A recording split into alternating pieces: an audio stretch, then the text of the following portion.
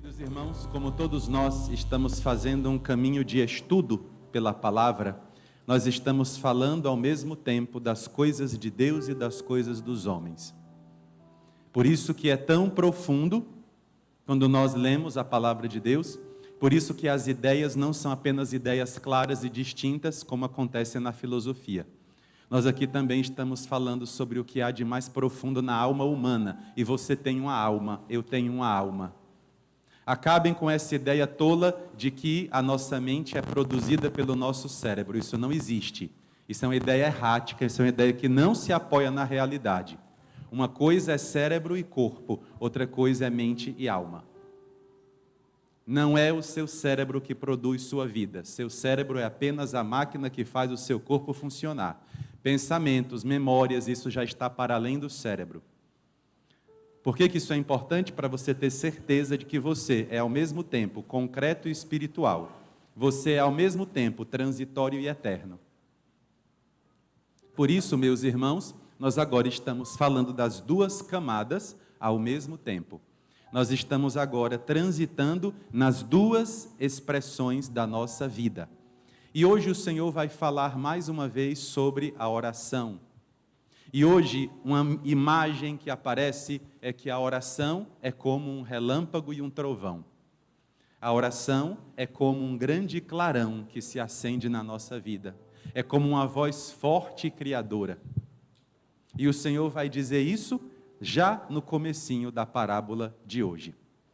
Começa com Jesus dizendo: eu vou contar esta parábola porque alguns confiam em si mesmos. Essa palavra confiar em si mesmo significa apoiar-se em si mesmo. É claro que eu confio em mim, mas eu não me apoio em mim. Eu não sou antropocêntrico, eu não estou no centro da minha vida, eu não me coloquei no altar mais alto da minha vida, porque eu não sou Deus. Eu não me coloquei no lugar mais alto da minha existência, porque eu não sou o bastante para mim. E são duas coisas que nós experimentamos na realidade. Nós dependemos ou não dos outros e das coisas? Dependemos ou não? Você consegue ficar sem respirar? Você produz oxigênio? Não. Então eu preciso. Você tem que se alimentar? Você sozinho consegue se alimentar do que o seu corpo produz? Então você depende. Nós somos dependentes de coisas que estão fora de nós. Nós não somos autossuficientes. E também nós dependemos das pessoas. Nós dependemos da riqueza que é o outro. Até mesmo as pessoas que nós consideramos difíceis.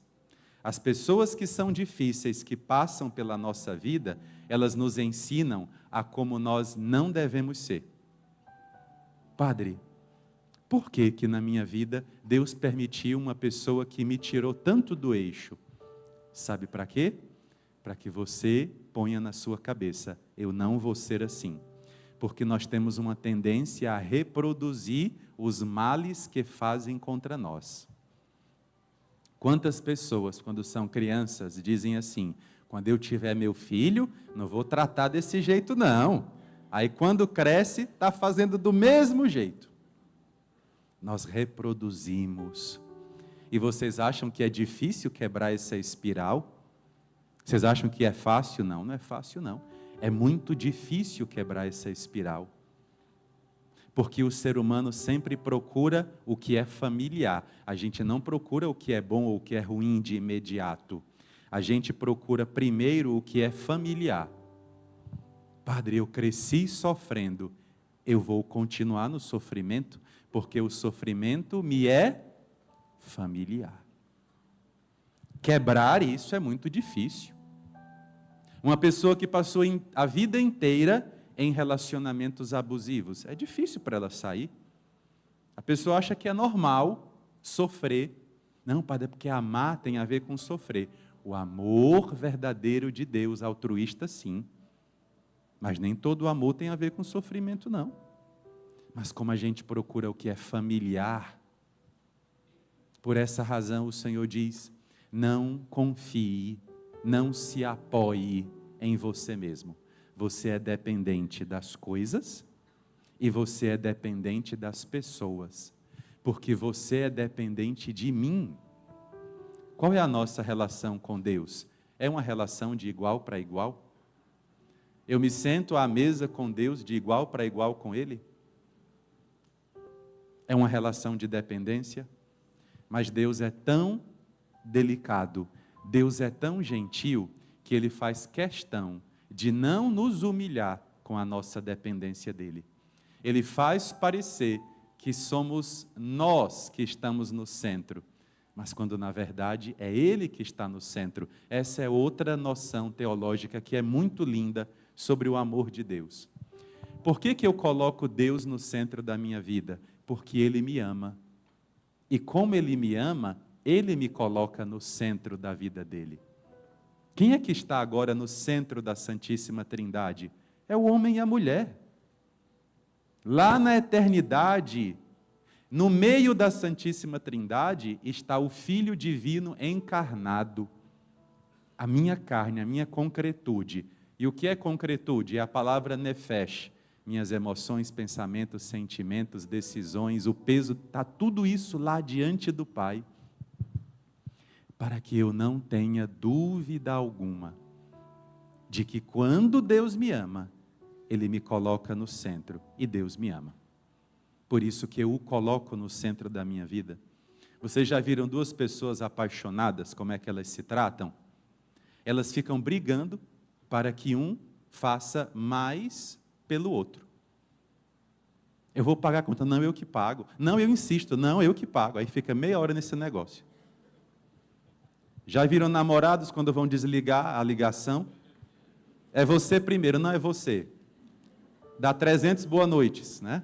Boa noite, durma bem. Não, boa noite você. Por que é assim? Porque a gente coloca a outra pessoa no centro da nossa existência. A gente coloca o amado, a amada no meio. Deus faz isso. O Senhor diz que eu vou contar essa parábola, meus discípulos, meus talmidim, para aqueles que confiam que são justos por si mesmos, que se apoiam na própria justiça, que se apoiam em si mesmos, que acham que são bons por si mesmos. O que nós aprendemos semana passada? Nós somos administradores das coisas de Deus. O que é que você possui de verdade? Sua esposa é sua, seu esposo é seu, sua casa é sua, seus filhos são seus, os dons que você tem são seus, os talentos que você tem são seus? Não. A inteligência que nós que temos cabeça grega achamos que é a coisa mais importante da nossa vida é nossa de verdade? Não. Existe até uma expressão que todo judeu sabe e aprende desde pequeno. Tudo foi dado a você. Por isso que a mão que se estende, nós temos quantas mãos? Uma para acolher e a outra para ofertar. A primeira mão que se estende não é a mão de ofertar, é a mão de acolher, de receber. Porque tudo é dado. Agora tem uma armadilhazinha aqui. O que é mais importante? A semente ou a planta? Entenderam? O que é mais importante? O dom que é ofertado ou a pessoa que oferta? O que é mais importante? A pessoa que oferta ou o dom? A pessoa. O que é mais importante? A comida que sua mãe prepara ou sua mãe? Entenderam agora? O que é mais importante? As coisas que Deus criou ou o Deus que criou as coisas? Eu estou contando essa parábola para as pessoas que confiam em si mesmas. Quando uma pessoa confia em si mesma, ela se torna um poço, ela se torna uma fossa, ela fica fechada, incapaz de receber e incapaz de doar. Morta, morto. E é por isso que o Senhor vai ferir o nosso coração com todo carinho. E Ele vai dizer: Eu vou contar também esta parábola para aqueles que desprezam os demais. Quando é que alguém despreza outra pessoa? Quando ela considera a outra pessoa inútil. Quando ela considera a outra pessoa incapaz de qualquer coisa boa. Tem uma palavrinha para isso. A indiferença. Quando é que eu sou indiferente? Quando eu desisto da pessoa. Quando eu acredito que dali não vai mais sair nada bom, eu vou contar essa parábola para as pessoas que têm duas posturas que são anti-humanas. As pessoas que se apoiam em si mesmas. Eu sou bom, eu sou acima da média, eu sou diferente. Vocês sabem que isso é complexo de semideus, né? Só tem uma pessoa que rivaliza comigo, é Deus. E é porque eu não cheguei lá. As pessoas pensam assim, que tem essa ferida na alma, porque isso é uma ferida na alma. E é tão interessante que essa ferida na alma, ela é provocada exatamente pelas pessoas que imprimem indiferença nos outros. Pessoas que passaram por muito abandono, criam esse complexo aqui. Eu não preciso de ninguém, eu não dependo de ninguém, eu sou bom, eu sou boa, eu vou seguir sem precisar de ninguém, porque eu sou autossuficiente. Eu desprezo os outros. Qual é a parábola que o Senhor conta? E aqui tem a riqueza do pensamento oriental. Vamos agora fazer um grande exercício, porque nós ocidentais não temos a mesma maneira de pensar que os orientais. O Senhor diz: 2 homens subiram ao templo para orar. São quantos? Por que são 2? Aqui o Senhor está falando da criação. Tudo que Deus criou, Ele criou em dupla. As águas de cima e as águas de baixo, a noite e o dia, o sol e a lua, as feras do campo, as feras da mata. Deus criou tudo. Tudo foi criado ao par. Mas na hora que Deus criou o homem, Ele olhou para Adão e disse: não é bom que o homem esteja só.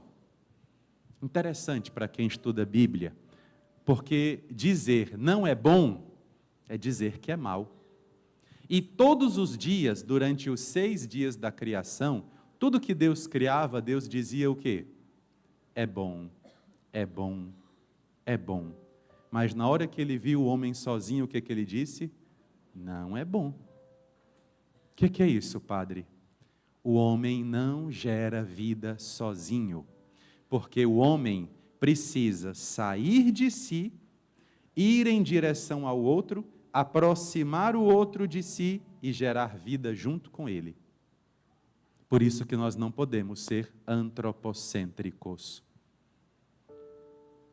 Porque eu não gero vida sozinho, não tem alegria viver só para mim, não tem alegria, já pensaram? Todas essas coisas que eu estudo, eu ficar só para mim. Eu de pensar assim, quer saber? Eu não vou mais pregar na paróquia não. Há pessoas que na hora cochilam, que até cai a dentadura da boca, eu não vou mais. E eu já vi. Apanhou e nem lavou. Eu não vou mais pregar. Eu não posso fazer isso. Por que não, padre?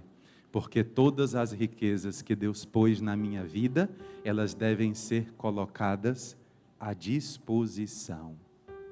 Elas devem ser colocadas a serviço. Quanto mais eu coloco meus dons a serviço, mais eles se multiplicam. E aqui, Jesus diz, segunda explicação, 2 homens subiam. Por quê, padre? Porque 2 também são os mandamentos do amor. Segundo o Tanakh, nós temos quantos mandamentos? 613. O decálogo é uma parte. Ao todo, nós temos no Antigo Testamento 613 mandamentos. Vocês já conseguiram decorar todos? Decoraram os 10? Olha a dificuldade, né? Aí todos os rabinos eram perguntados da seguinte maneira: Rabi, qual é o maior mandamento? E o maior, nós temos duas expressões gregas. Nós temos a palavra megane e nós temos a palavra arché. Megane significa algo grandioso mesmo. Por exemplo, o rio Amazonas é megane, é o maior. Mas a palavra arché, em grego, significa o que estrutura, o que dá fundamento para os outros. Por exemplo, qual o osso mais importante aí do seu corpo? É o osso do pé ou da coluna vertebral? Um dedo, se eu tirar seu, você vai desmoronar? Vai sentir falta, né? Mas se eu tirar uma vértebra, vai fazer falta? Porque tem ossos que nos dão estrutura. Quais são os 2 mandamentos que são o arché de todos os outros? Todo mundo sabe. Primeiro, qual é? Amar a Deus. Prestar atenção ao que Deus diz e amá-lo. Amar a Deus porque eu conheço o meu Deus. Porque Deus é uma realidade diante de mim. Tem uma palavra muito bonita que diz o seguinte: eu tenho que rezar até que eu veja o rosto de Deus.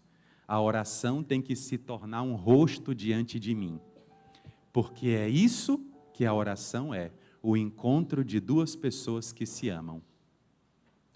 Sabe quando é que você começa realmente a entender o que é a oração?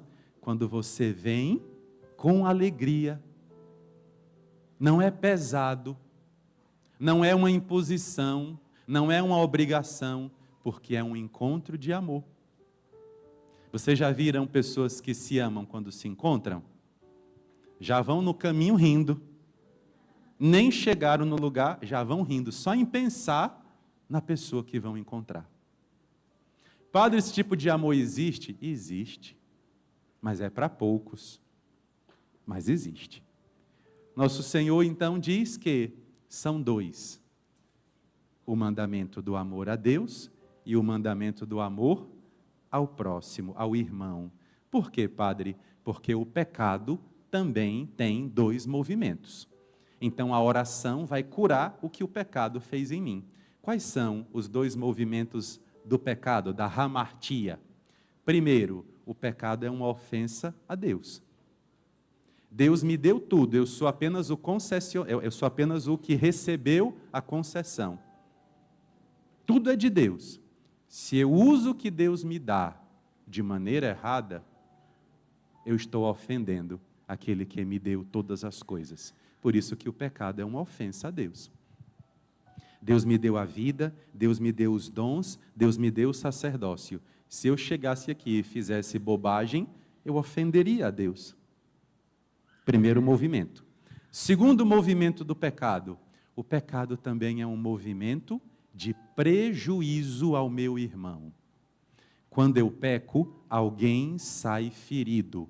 Não esqueçam disso. Todo pecado que eu cometo, alguém sai ferido. Às vezes, ferido de morte. Outras vezes, ferido na alma, mas alguém sai ferido. Padre, eu contei só uma mentirinha. Pois é, sua mentirinha pode ter ferido alguém. Padre, mas eu só estava irritado. Sua irritação pode ter ferido alguém. Porque conviver, os gregos usam a palavra poiesis. Conviver é uma arte, é uma artesania. A gente faz arte de uma vez? Não. Arte leva tempo, né? E para a arte ser boa, leva mais tempo ainda. Por isso que você não pode jogar fora as pessoas que estão na sua vida há muito tempo. É difícil permanecer. E nós estamos fazendo exatamente isso. Nós estamos transformando relacionamentos em jogos de conquista. Como você não me conhece, eu vou fazer tudo para impressionar você. Uma vez que você já está iludido, aí eu vou me desligar. É assim que muita gente vive. E o pior, há muitos que não conseguem identificar esse comportamento. Por isso que são 2 homens que sobem. Última explicação. Só se gera vida com 2 princípios. Por isso que são 2. Um ia gerar vida para o outro. Um ia carregar o outro. Um ia ajudar. Um ia auxiliar o outro. Nossa vida é assim. Ora nós auxiliamos, ora nós somos auxiliados. Toda a nossa vida é assim. Toda a nossa convivência é assim. Toda amizade, toda aliança, todo casamento, toda família é assim. Ora eu sou carregado, ora sou eu que conduzo. Por isso que eu preciso ter a artesania da convivência. Jesus diz que esses homens estão subindo. Subindo para onde? Para o templo. Subir para o templo é a subida da alma. Vocês estão ficando mais novos ou mais velhos? Estão ficando mais? Os dias estão aumentando ou estão diminuindo? Vocês estão felizes com isso? Dá para fazer alguma coisa sobre isso? Não. Só tem uma saída. Biologicamente, não há o que fazer. É correr atrás do prejuízo. Mas internamente, eu estou subindo. Interiormente, eu estou melhorando. Eu estou melhor do que ontem e amanhã estarei melhor do que hoje. Porque a minha vida é uma estrada de subida. Agora nós vamos fazer o paralelismo que os judeus sempre fazem. Nosso pianista baixou demais o teclado, viu? Ficaram com raiva de você, né, meu filho? Fique tranquilo, tá bom? Quero ouvir um pouquinho a sua cama harmônica. Aqui, meus irmãos, nós temos se for demais eu aviso também, viu? Aqui nós temos as atitudes que os judeus faziam. Como era essa subida, padre, que eles faziam? Essa subida constava de 4 pontos muito bem definidos. Primeiro, eu definia se subiria sozinho ou em caravana. Tem batalhas que eu tenho que travar sozinho. Tem batalhas que eu vou travar com a minha família, com a igreja inteira. Então eles formavam as caravanas. Na sua vida tem a mesma coisa. Há coisas que você vai ter que resolver só. Ah, Deus, eu estou com tanta preguiça de escovar o dente, meu filho, isso é só você. O dente é seu, a boca é sua. Quem vai ficar sem dente também é você que tem que resolver. Mas tem batalhas que nós vamos fazer acompanhados. E é nessa hora, meus irmãos, que acontecia o primeiro estágio dos 4. Eles formavam a caravana para subir até Jerusalém. Nossa vida é igualzinho. Por que a gente forma caravana? Para que a viagem se torne melhor. Para que um cuide do outro, para que um zele pelo outro. Por que Deus pôs pessoas na nossa vida? Para que um cuide do outro. E aqui eu vou dizer uma coisa muito perigosa. Cuidado com as pessoas que são egoístas. E como é que a gente identifica um egoísta, padre? Escute o que eu vou dizer. Se a pessoa olhar para você e disser assim, é um privilégio para você conviver comigo, né? Se a pessoa olhar para você e disser assim, tinha um monte de gente que queria estar no seu lugar agora. Sabe o que você faz nessa hora? Diga que vai ao banheiro, pegue sua bolsa, o telefone, nunca mais apareça. Pessoas que pensam assim, na primeira oportunidade, quando for colocada a lealdade à prova, vai te deixar. Não é esse o pensamento para conviver com alguém? Sabe qual é o pensamento para conviver com alguém? Sabem quais são as ideias arqué? Primeiro, essa pessoa é tão importante para mim que eu não vou sair do lado dela. Esse é o pensamento. Esse é o pensamento, essa é a motivação. Eu estou dizendo isso não é à toa, não. Jesus disse que os dois subiram, mas eles não subiram em caravana. Um foi de um jeito, outro foi do outro. Segunda atitude da subida para Jerusalém. Eles precisavam fazer uma parada em Betânia ou em outra cidade que estava ali na base da montanha. Para que essa parada, Padre? Para juntar suprimentos, para descansar, para sarar as feridas e para se preparar para a parte mais difícil. Nossos dias não são iguais. Nossa vida não é igual todo dia. Há coisas que se repetem todos os dias, graças a Deus. É o nosso santo cotidiano. Todo dia eu vou encontrar as pessoas que eu amo. Este é o santo cotidiano. Todos os dias eu vou para o meu trabalho gerar vida. Este é o santo cotidiano. Todos os dias eu vou vir aqui na Igreja da Glória encontrar os meus irmãos, celebrar a Santa Missa. Este é o santo cotidiano. Mas há coisas que não vão acontecer em repetição. São os movimentos em espiral que eu lhes dizia. Às vezes eu vou ter que parar um pouco para refazer as forças, porque a batalha que vem pela frente é pior. E nós temos condição de perceber esses momentos difíceis que vêm para a nossa vida. As dificuldades, elas não vêm de surpresa, elas vêm avisando. Todas as coisas difíceis, elas vão despontando lentamente. Nós é que fechamos os olhos e não nos preparamos para elas. Por isso que o segundo momento da subida da alma é você se preparar para as fases difíceis, que não são permanentes. Fase, na palavra, significa o quê? Algo que é passageiro. Terceira atitude, chegando lá em cima, depois que eu subisse, eu tinha ainda que enfrentar mais duas coisas.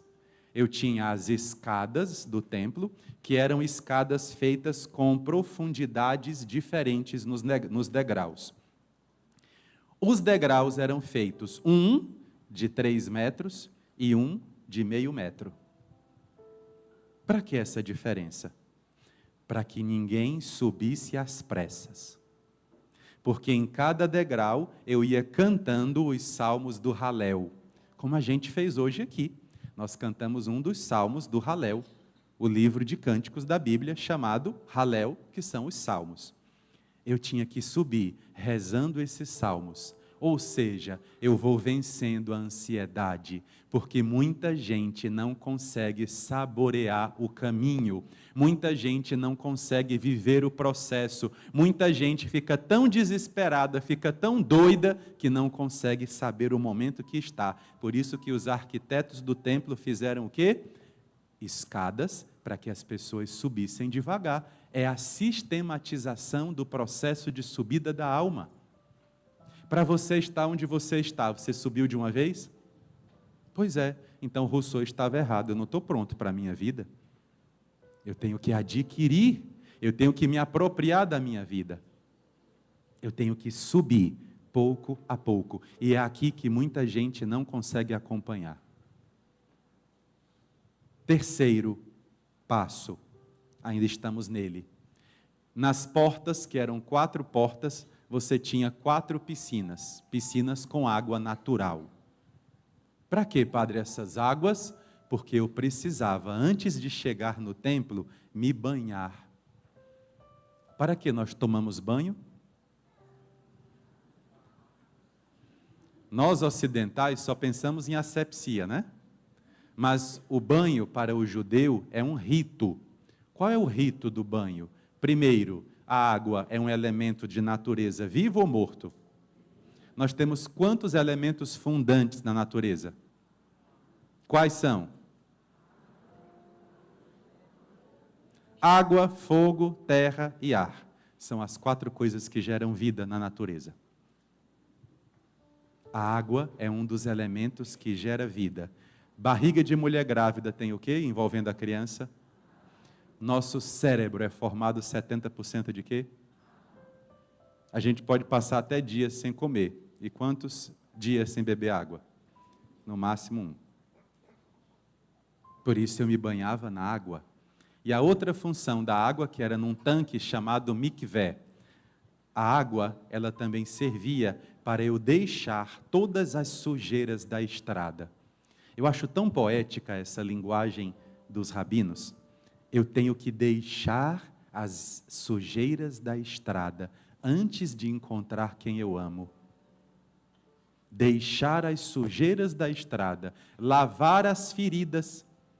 Aqui no Ceará tem uma expressão, né? Tirar a caatinga. O ruim aqui é porque o pessoal grava as coisas, né? Mas senão eu falava muito mais bobagem. Então eu devia descer ali nas águas da Mikvé.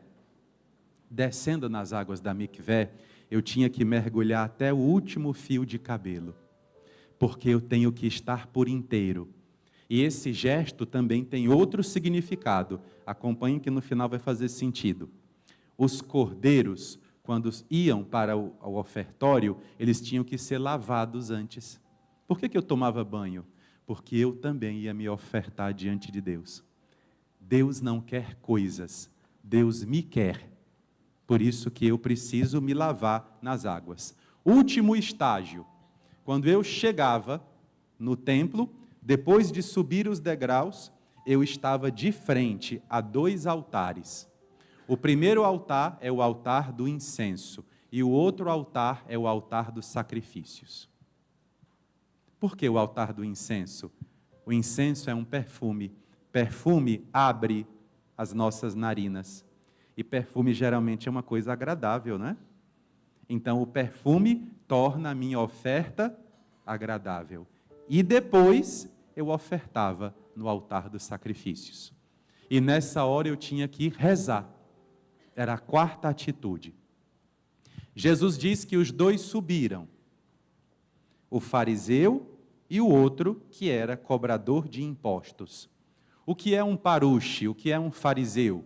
Fariseu eram os homens considerados mais perfeitos, mais santos, mais puros daquela sociedade. Tão puros que um fariseu só andava com outro fariseu, porque os judeus acreditavam que o pecado contaminava tanto quanto uma contaminação viral.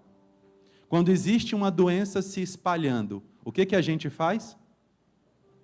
A gente se isola. Lembra não que aconteceu em 2020? O pessoal quase morre, né? Só de medo. Pois é. As pessoas se isolavam. Para quê? Porque acreditavam que a contaminação acontecia como? Pelo contato. Os judeus acreditavam que tocar em alguém também contaminava. Por isso um fariseu só andava com um fariseu. E o outro quem era? Quem era o outro? As pessoas queriam andar com um cobrador de impostos? Por que não? Primeiro, o cobrador de imposto nem ia para o templo.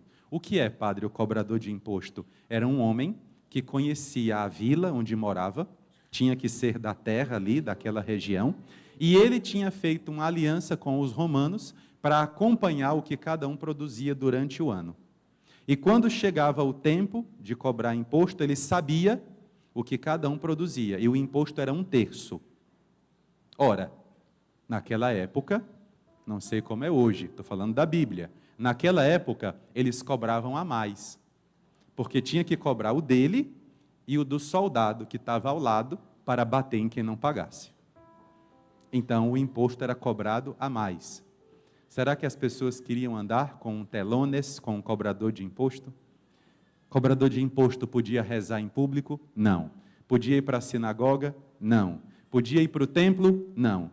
E o que esse homem foi fazer lá? Ele foi se reconciliar com Deus. Ele queria voltar a ser um homem de fé. E ele sabia que não poderia mais voltar para o seu telônio, para a sua mesa de cobrar imposto, que ficava na porta das cidades. Cada pessoa que passava, ele olhava os carros, né, com as mercadorias e cobrava ali o imposto.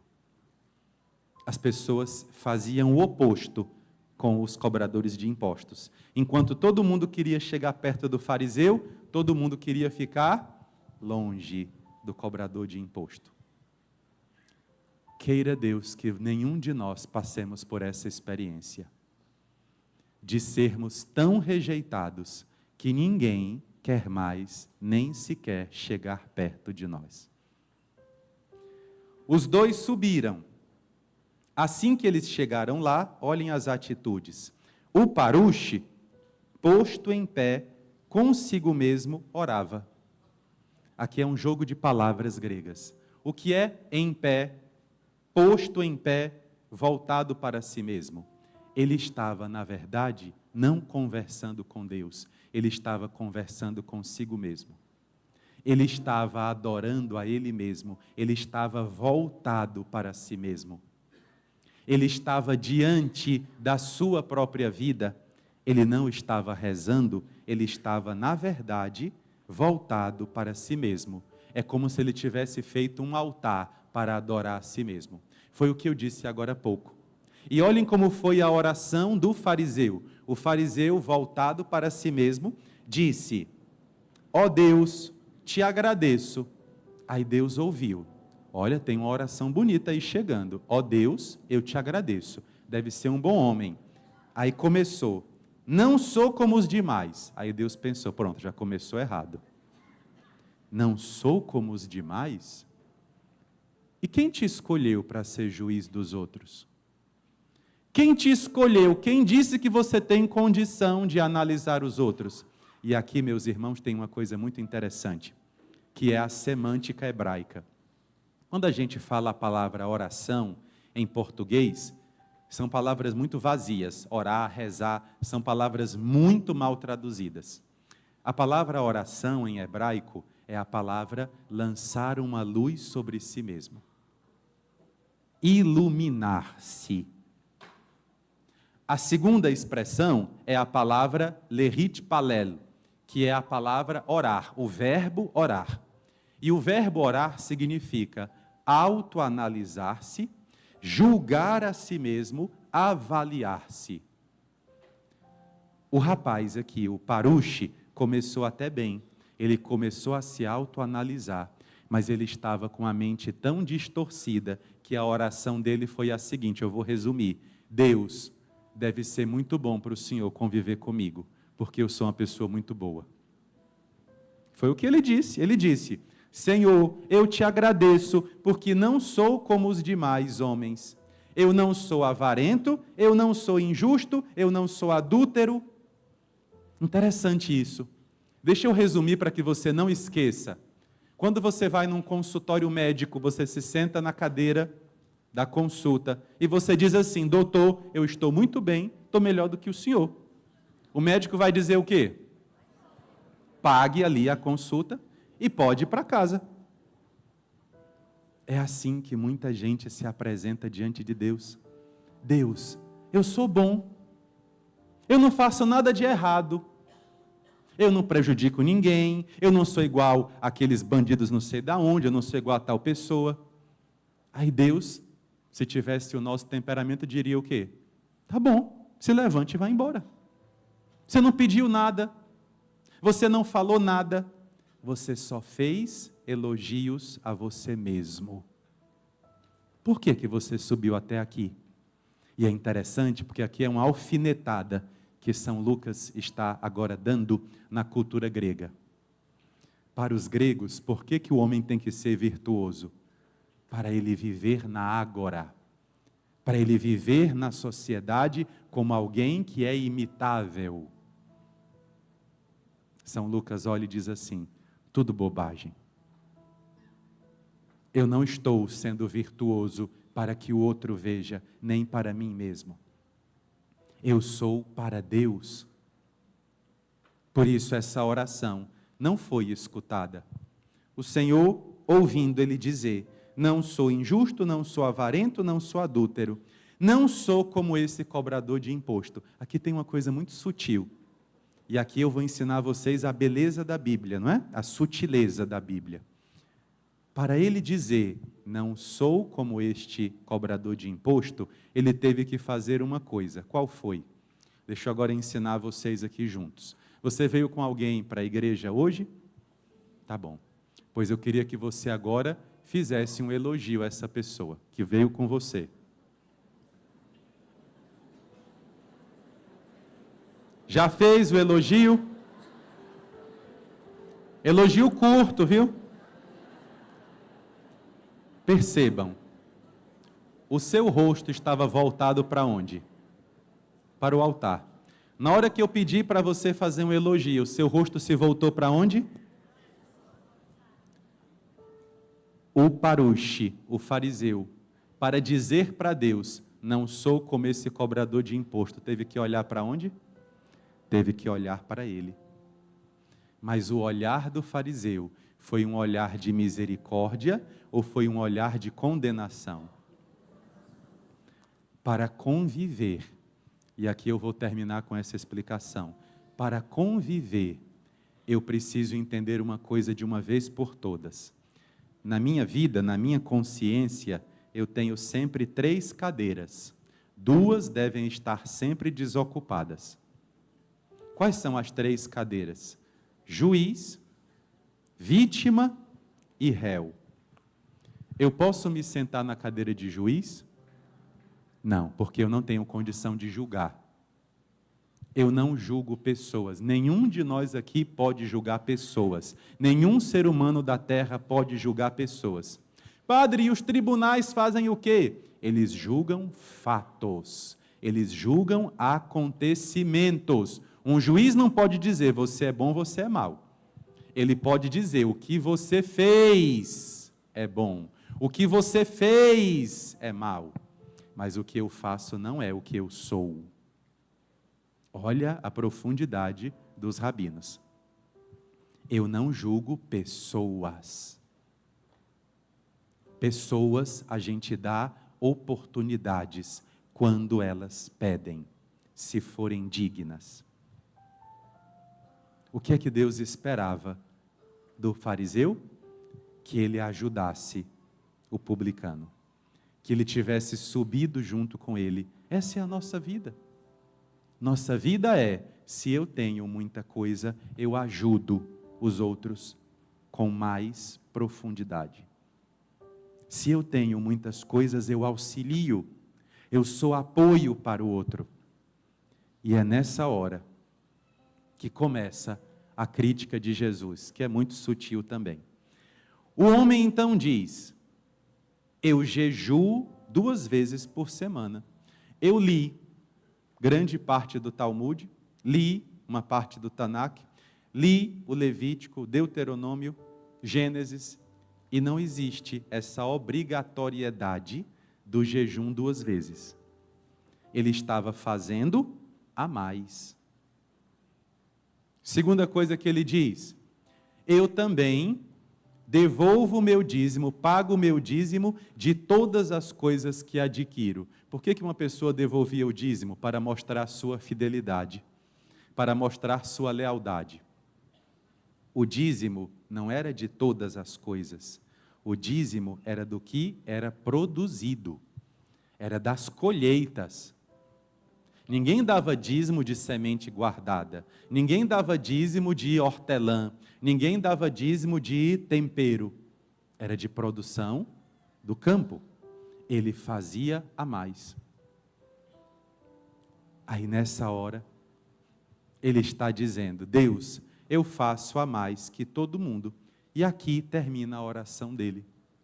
Ele pediu alguma coisa? Ele se aproximou de Deus? Não.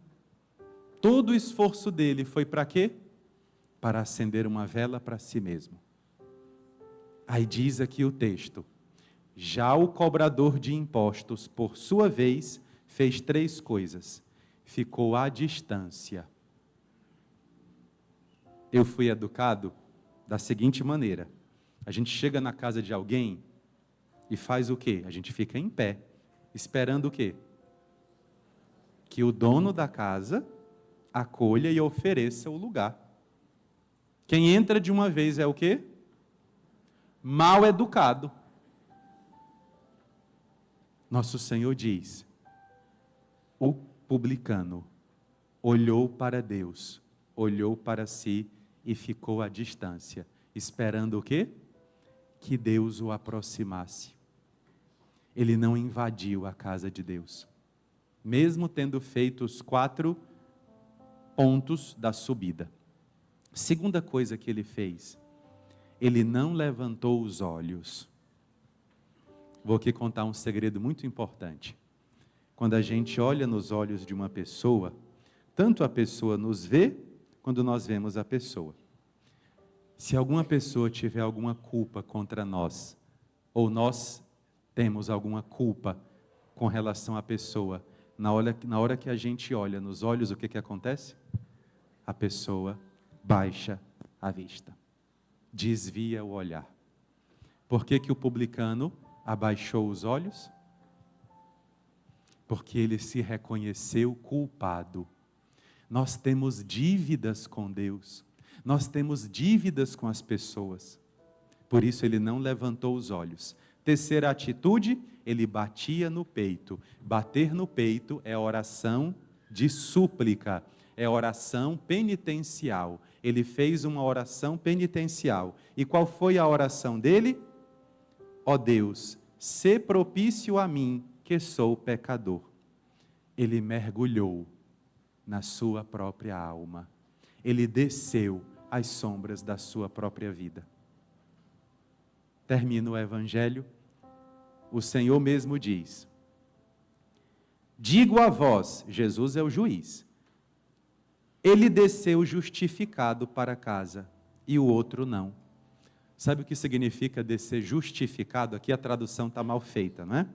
A palavra original seria: ele desceu com o aspecto agradável. Deus se agradou dele e não se agradou do outro. Vamos agora rezar um pouco, juntos? Abaixe a sua cabeça um instante. Vamos cantar Tua Presença Cura.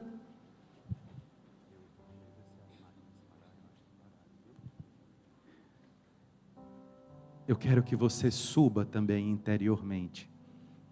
Padre, mas eu estou cansado. Junte as últimas forças. Padre, mas eu não suporto mais. Junte as últimas forças. Padre, mas a semana foi difícil. Junte as últimas forças, porque nós estamos todos em Betânia. E nós estamos fazendo o último preparativo antes de subir. Antes de caminhar para o lugar onde Deus está. Segunda coisa da nossa oração. Nós nunca caminhamos sozinhos. Ora, nós carregamos os outros, ora, nós somos carregados por eles. E eu quero pedir que uma grande paz se derrame hoje sobre este lugar. Nesta missa da noite, há muitas pessoas com sede de Deus. Há muitas pessoas que estão desejando captar uma palavra. Há muitas pessoas que estão vencendo pouco a pouco as feras da própria vida. Pouco a pouco. Você não está sozinho. Você foi abandonado, você foi rejeitado, mas você não está sozinho. Você está no meio de uma dificuldade e existe uma imagem para isso. Você está nadando no meio do oceano. Não vemos o litoral, não vemos a costa, mas sabemos que não podemos ficar parados, senão afundaremos. Continue a nadar. Se esforce. Não se abata. Não é hora de desistir. Ah, Padre, mas eu já vi tanta coisa nessa terra. Pois ainda haverá mais para você ver. Terceiro ponto da nossa oração.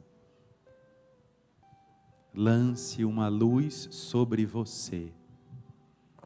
Ninguém sobe até Jerusalém apenas pensando em subir. É preciso enfrentar a estrada da vida, e a estrada da nossa vida é uma estrada cheia de obstáculos. E nós vamos enfrentar sombras dentro de nós. Vocês acham que os piores adversários estão fora? Não. Eles estão dentro de nós. Nós podemos acabar com a nossa vida tão facilmente. Nós podemos perder tudo tão facilmente. Nós podemos estragar a vida dos outros tão facilmente. E isso não é poder, meus irmãos. Na verdade, isso é caos travestido de poder.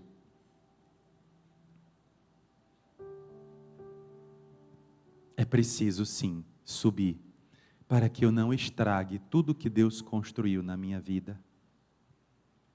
E a última coisa da nossa oração: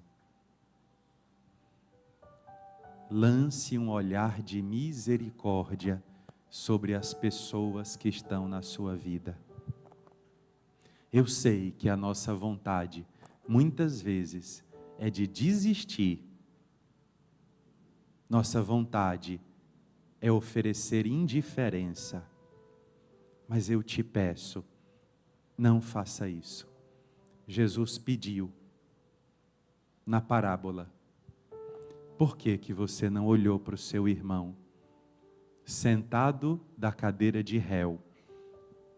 Ele é publicano, mas você também tem muito que consertar na própria vida.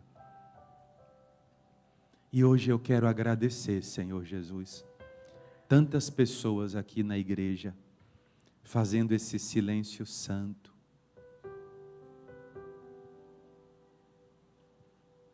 Nós queremos subir juntos. Nós queremos cantar o Halel juntos. Nós queremos subir os degraus com profundidades diferentes juntos. Nós queremos descer nas águas da palavra juntos. E nós queremos apresentar a nossa oração agradabilíssima aos olhos de Deus.